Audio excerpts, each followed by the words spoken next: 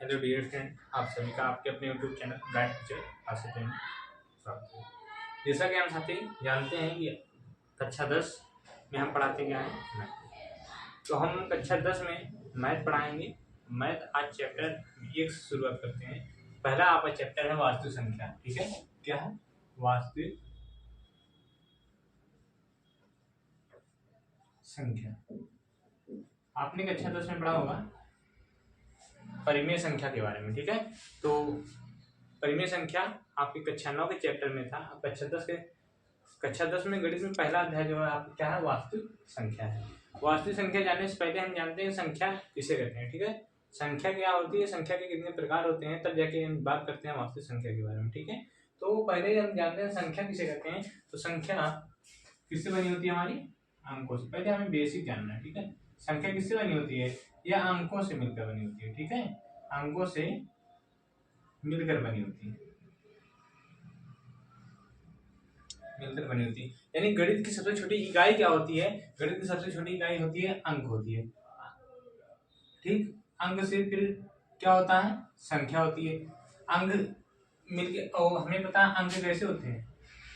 अंक कौन कौन से हैं, अंक होते हैं 0, 1, 2, 3, 4, 5, 6, 7, 8, 9। ये आपके क्या है, ये आपके अंक हैं। इन्हीं अंकों के माध्यम से हमें क्या मिलती है, संख्या मिलती है। संख्या इकाई, दहाई, सैकड़ा इस क्रम में होती है। यानी हम अगर दाएं से लिखते हैं तो इधर पहला स्थान इकाई का, फिर उसके बाद दहाई का, फिर सैकड़ा। ठीक है, फिर हजार, इसी क्रम में इधर बढ़ता है। ठीक है, यानी अगर एक अंक है तो उसे इकाई का नाम देंगे। अगर दो अंक है तो पहला इकाई, दूसरा दहाई होगा। ठीक, इस प्रकार से अब संख्या कितने प्रकार की, संख्या की प्रकार। सर हम जानते हैं सम संख्या। क्या सम संख्या, सम संख्या किसे कहते हैं, ऐसी संख्या जो दो से पूर्णतः क्या हो, विभाजित हो जाए। दो से क्या हो, पूर्णतः विभाजित हो जाए, इसे इसमें कितना हो जाए, शून्य बचे, उसे क्या कहते हैं, सम संख्या कहते हैं। जैसे 2, 4, 6, 8, ये सब क्या है, सम संख्या है। यानी सम संख्या की पहचान हो रहा है। अगर इकाई का अंक क्या हो, 2, 0, 2, 4, 6, 8, इन पांचों संख्याओं में से अगर कोई भी संख्या इकाई के अंक पर आती है तो वह संख्या क्या होगी, सम संख्या होगी। ठीक, यहाँ तो समझ में आया बात। अब इसके बाद अगला नंबर आता है कि विषम संख्या। विषम संख्या, अब हम विषम संख्या किसे कहते हैं। विषम संख्या वह संख्या होती है जो दो से पूर्णतः विभाजित नहीं होती है। दो से पूर्णतः विभाजित नहीं होने का मतलब है कि प्रत्येक दिशा में शेषफल क्या बच जाए, 1 बच जाए। तो उसे क्या कहते हैं, अगर हम किसी भी संख्या में भाग देते हैं, अगर वहां से शेषफल आपका 1 बच जाता है तो वह संख्या विषम होती है। और इसकी पहचान होती है इकाई का स्थान 1, 3, 5, 7 होता है, 1, 3, 5, 7, 9 होता है।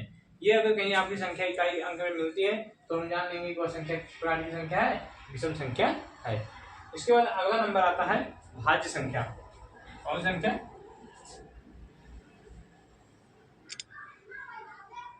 भाज्य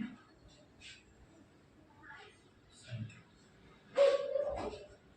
भाज्य संख्या वे संख्या होती हैं जैसे जिनका हम क्या करें, गुणनखंड करें। क्या करें, जिनका गुणनखंड स्वयं और 1 के अतिरिक्त हो, यानी इसे हम सीधे सीधे भाषा में कहते हैं कि ऐसी संख्या जो स्वयं और 1 के अलावा किसी अन्य संख्या से भी कटे उसे क्या कहते हैं, भाज्य संख्या कहते हैं। जैसे हम एग्जांपल लेते हैं, आपके पास 4, फिर 6, 8, 9। अब इसमें देखिए यह संख्या जो है यह एक तो स्वयं से कट रही है। ठीक, ये किससे कट रही है, स्वयं से, और दूसरा 1 से। ठीक, 1 से सभी संख्याएं कटती हैं, स्वयं से भी कट रही, और ये तीसरी संख्या इसमें आ गई किससे, या 2 से भी विभाज्य है। ठीक है, या 2 से क्या है, विभाज्य। इसी प्रकार इसको देखते हैं, यह 1 स्वयं से, ठीक, और यह 1 से, और इसका तीसरा जो संख्या है वो कौन सी है? ये 3 से विभाज्य, 3 से भी विभाज्य है। ठीक है, इस प्रकार से हम कह सकते हैं कि यदि कोई संख्या स्वयं और एक के अतिरिक्त किसी अन्य संख्या से विभाज्य होती है तो वह संख्या क्या कहलाती है? हमारी भाज्य संख्या कहलाती है। अगला है अभाज्य संख्या। अभाज्य संख्या, अभाज्य संख्या क्या होती है? वह संख्या जो स्वयं और एक के अतिरिक्त किसी से विभाज्य ना हो, यानी स्वयं और एक के अतिरिक्त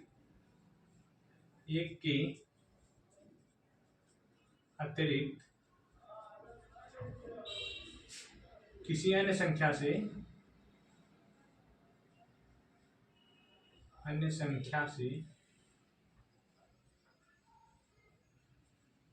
विभाज्य ना हो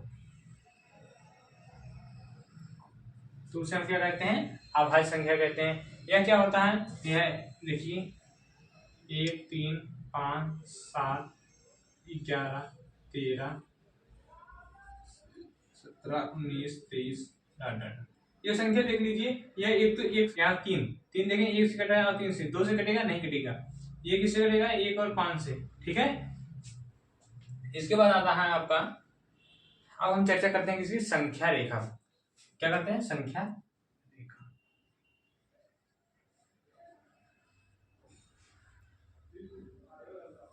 संख्या रेखा हमने पढ़ा है ऐसे, एक एक्सिस होता है x और इधर x डैश और बीच में क्या होता है? मूल बिंदु। इसे कहते हैं मूल बिंदु। मूल बिंदु के दाहिनी तरफ की सभी संख्याएं क्या होती हैं? धनात्मक संख्या होती है।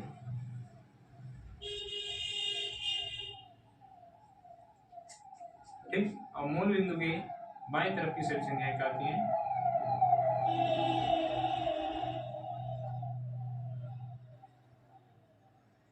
ऋणात्मक संख्या होती है। ठीक है,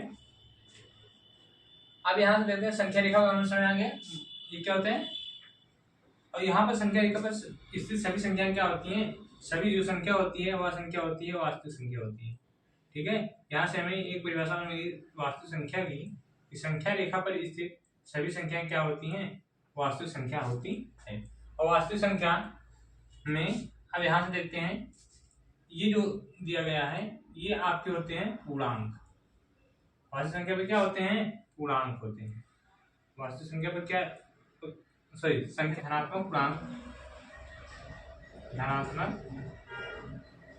पूर्णांक, और दूसरा है ऋणात्मक पूर्णांक। ठीक, यानी यहाँ देखें, अगर शून्य की जो दाईं तरफ की सभी संख्या लिखी होती हैं इसको हम क्या कहते हैं? धनात्मक पूर्णांक कहते हैं, और जो शून्य की बाईं तरफ की संख्या लिखी होती है उसे क्या कहते हैं? हम ऋणात्मक पूर्णांक कहते हैं। ठीक, इसके बाद आता है पूर्ण संख्या। पूर्णांक भी आपका खत्म हो गया, वास्तविक संख्या भी, और इसके बाद आ गया पूर्ण संख्या। पूर्ण संख्या, पूर्ण संख्या किसे कहते हैं? यदि हम प्राकृतिक संख्या ये एक से लेकर जो संख्या होती है इसे क्या कहते हैं? हम प्राकृतिक संख्या कहते हैं। प्राकृतिक संख्या यानी जिसकी ऐसी संख्या जिसका प्रयोग हम गणना के रूप में कर सकते हैं उसे क्या कहते हैं? प्राकृतिक संख्या कहते हैं। और प्राकृतिक संख्या में अगर हम शून्य को सम्मिलित कर लें, यानी यहाँ से शून्य है, शून्य को अगर प्राकृतिक संख्या में सम्मिलित कर लें तो यह संख्या क्या होती है? पूर्ण संख्या आपकी कहलाती है। यानी शून्य और उसी में क्या हो जाए? प्राकृतिक संख्या हो जाए, तो हम क्या कहेंगे? उसे पूर्ण संख्या कहते हैं। इसके बाद अगला आता है पूर्ण संख्या के बाद आपका परिमेय संख्या। परिमेय संख्या यह आपने कक्षा 9 में पढ़ा होगा। ठीक है, परिमेय संख्या ऐसी संख्या जिसे हम p बटे q यानी अंश और हर के रूप में लिख सकते हैं या भिन्नात्मक रूप में लिख सकते हैं, उसे हम क्या कहते हैं? परिमेय संख्या कहते हैं। इसकी कंडीशन होती है जो q की वैल्यू होगी वह शून्य नहीं होगी, यानी q का मान शून्य नहीं होगा, और जहाँ p और q क्या होंगे? p और q पूर्णांक होंगे। और पूर्णांक मतलब यहाँ पर देखिए धनात्मक होता है, ऋणात्मक होता है, यानी पी और क्यू की वैल्यू कुछ भी हो सकती है, माइनस और प्लस दोनों हो सकता है, लेकिन क्यू की वैल्यू जो होगी वह शून्य नहीं हो सकता, पी की वैल्यू आपकी शून्य हो सकती है। इसके बाद अपरिमेय संख्या आता है। अपरिमेय संख्या,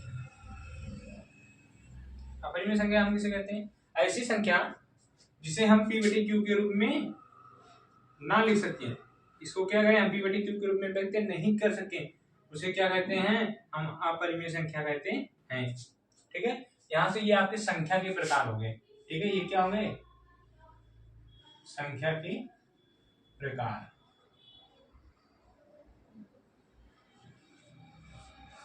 अब हम कल नेक्स्ट वीडियो में देखेंगे कि वास्तविक संख्या जो आपके चैप्टर में दिया गया है, इससे रिलेटेड जो क्वेश्चन है आपके प्रश्नावली 1.1 में, उसका हम क्रमवारी अध्ययन करेंगे।